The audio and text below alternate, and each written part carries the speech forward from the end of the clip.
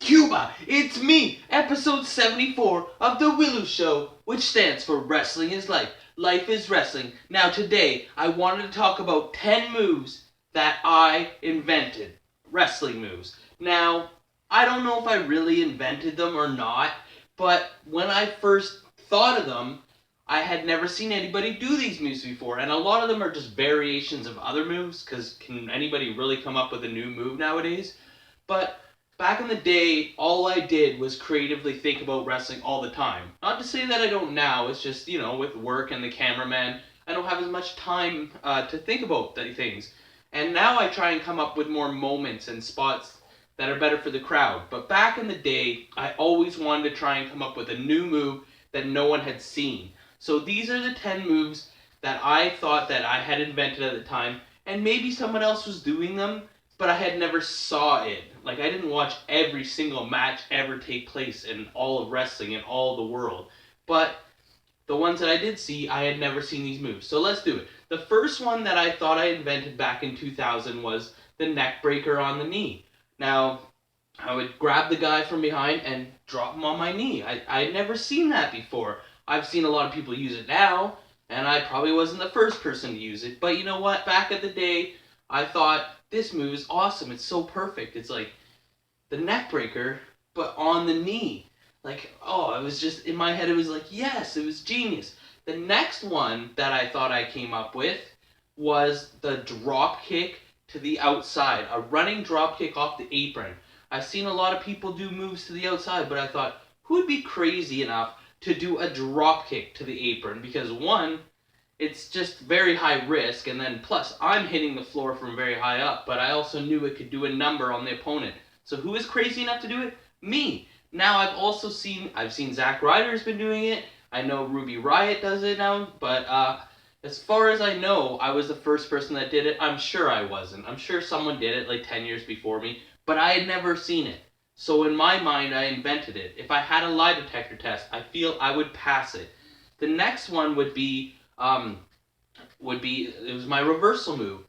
Someone would go up for a power bomb on me or like a razor's edge, and they'd have me up like this, and then I would flip back into a jawbreaker and jawbreaker them and like do the one where they come down with their jaw on my head. So I'd flip onto my knees. And one time in a match in Welland, Ontario, I tried this move against Eddie Osborne off the top rope. He had me up for like a razor's edge, and he was like standing on the second rope, and he went to flip me, and I went to do it, and I completely messed it up, so I didn't even bother trying it again. Plus, it just didn't look fluid. In my head, it looked way better than it ever actually was, but I thought, how cool was that to do a jawbreaker out of like a powerbomb attempt? The next one was the top rope X Factor. I did it off the second rope. I know when I wrestled Rory McAllister in the first match we competed against, I did this move, and basically what happened is I just climbed up, and then I caught him with a boot, and I turned around, and then I jumped backwards over him blindly, grabbed the head, and did the X Factor. I had never seen anyone do that before, and I thought that was so cool, and I still think that's cool. I just don't do that anymore. Maybe I should. Maybe I should use that move. The next one would be the pop-up arm drag. I was wrestling Sean Spears, Ty Dillinger, whatever you want to call him, and we were like doing these arm drags, and I was like, wouldn't it be cool if like one of us threw the other one up by the armpits and then arm dragged him out of the air? And I had some doubters that were like, it's not going to look good and it might not work properly. But then we did it and everyone was like, that was the coolest move, like the pop-up arm drag.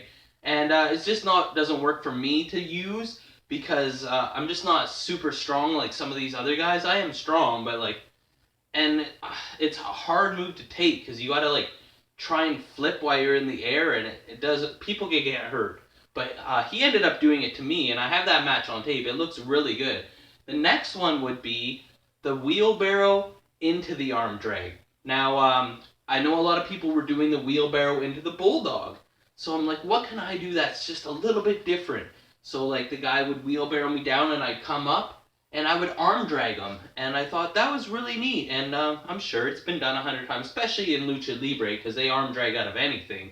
But I was just like, wow, this is great. And one time in Tilsonburg, I did it to Eddie Osborne. I went for a baseball slide outside the ring, and he caught me, and then he spun me around to like face first me on the floor, but I pushed up with my hands, and then I arm dragged him on the floor. So I really thought that one was cool. The next one was one that I actually used as my finisher for a while. It was the Body Slam DDT. Now, I always loved the DDT. I was always a big Jake Roberts fan. And then I saw Edge and Gangrel and a bunch of them were doing like, where they lifted him up and did the jumping DDT. And I'm like, how can I do that but a bit different?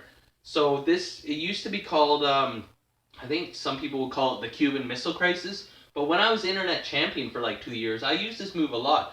So I picked the guy up for a body slam, and when he was up like this, I would just turn my body and DDT him. So he was up so high and he would get the DDT. And that was my finisher for a long time, but I was like, this is not good as a finisher because I can't do it to the super big guys. I don't want like a strong move that I can use. I want something that I could do to anybody of any size. So that's when I started doing the blockbuster. I was like, I love Buff Bagwell, and then he wasn't on TV anymore, so I'm like, I'm going to start doing the blockbuster. And then I was like, you know what? What can I do to make it a little bit different? So I would do the blockbuster, and then sometimes I would do the blockbuster off the apron to the outside, and I was still like, I got to get some more modifications to it. So what I would start doing is I would do it in the ring, running off the ropes. Just not even from up high. The guy would be bent over a bit, like I would kick him in the gut or something, or whatever, and he'd be like this, and I would just run and flip over him and neckbreaker him, and it worked pretty good. I used to use that move all the time. I'm thinking of maybe even bringing it back. So I got 1, 2, 3, 4, 5, 6, 7, 8. Okay, the number 9 one that I thought I had invented was what I used to call the Jamboree. It was how do I explain this?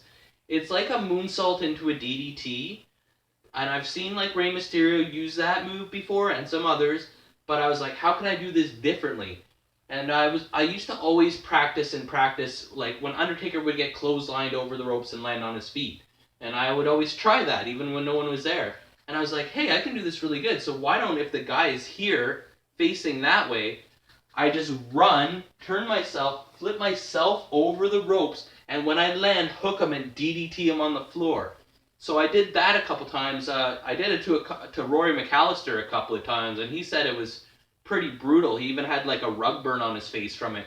And it's such a good move, but to me it's like it's too good that if you do that move, the guy should be knocked out. But plus it was on the outside, so it's not like good for a finisher. But it would still be good for like maybe a street fight. I would still love to pull that off someday, just to see if I could still do it. But I also screwed it up one time against Eddie Osborne, and I missed, and when I flipped back, I ended up just doing like a kick to him, because I wasn't, like, I have to land on the side of them, but I ended up like landing when I flipped over, my leg came down and just hit him, so it wasn't as good. So then I kind of, for different reasons, I strayed away from it. Now, my 10th move that I came up with, I can't even tell you, because I've never done it before in a match. But guess what? Tomorrow night, I am wrestling in Cambridge, and if everything goes as planned, if I can pull it off, I am going to try this move. So be there to witness the first time, the new move I created. If it goes really well, I'm going to try and make this my finisher. It's a great move that I can use to anybody of any size, and I think it'll be good. If I have a chance to hit it, I will. And if it goes well, this may be my new finisher, but you have to come to Cambridge to check it out. So those are 10 moves I thought I had invented. Whether I did or not, in my mind, I still came up with them. And other people, like, that's the thing about wrestling.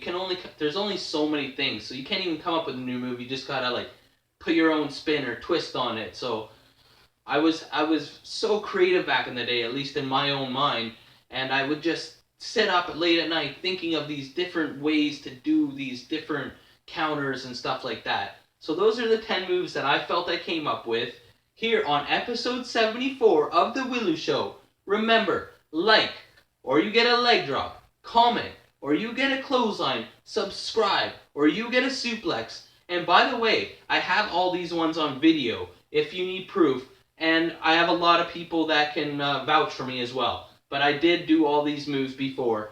Thank you very much for watching. I'm your host, Elian Habanero. I love wrestling. Cuba!